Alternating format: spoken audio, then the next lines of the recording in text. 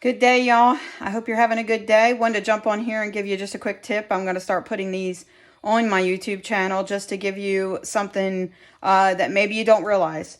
In this situation, I'm trying to preserve a bunch of rice that I've gotten. And basically when you buy dry goods or whatever, like beans or rice or even your nuts, it's really great that if you could, put them in a ball jar or to preserve them and kind of extend your life on them.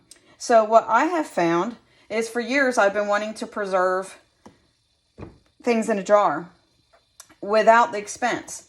So what I've found is that they have these food saver things. They've been out for years, but you have to buy the machine usually.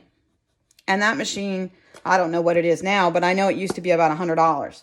And with being off grid, I try to get things with the least amount of electric that I can use.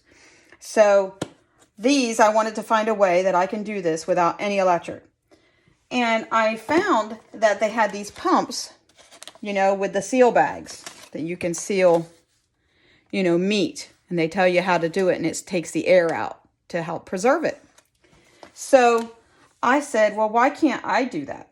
So I went ahead and researched, and I bought the lids that you can use with the machine. There's a wide mouth, and then there is the regular mouth jar. You have to buy both. And this is what it looks like. You can see this is where the hose normally goes from that food saver machine. Basically, all it is it's sucking out the air so that the air doesn't cause it to have bacteria and things. And then it has like a rubber seal in it. Now, you cannot use this when you have the ring on.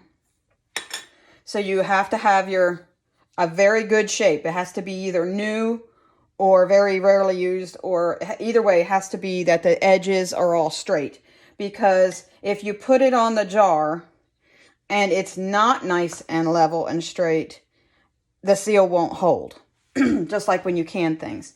So you'll find this product 5 months later and you'll go, oh no, it didn't seal. That's how you know. So this is the way that you don't want it to sound after you're done, because that means there's still air in there. So what you do is you place this without the ring. You place this over top and it kind of snugs down. And you take one of these little vacuum, it's a little pump, almost like a bicycle pump, but it looks much different inside. Much different. Mine is dusty, but anyway. So anyway, and you'll hear it. You'll hear the lid pop up and down, telling me that I've gotten all the air out.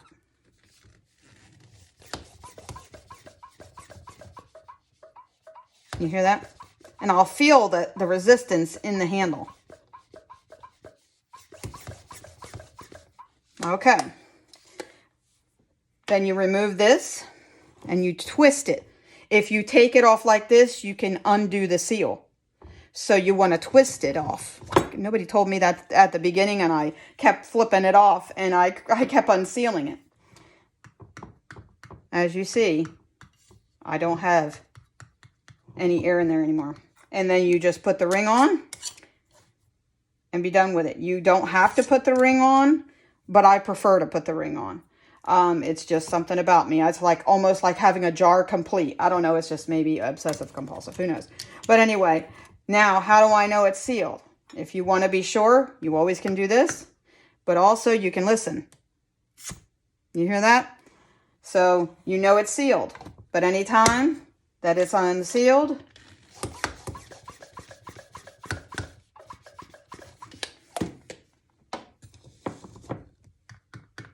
and there you are.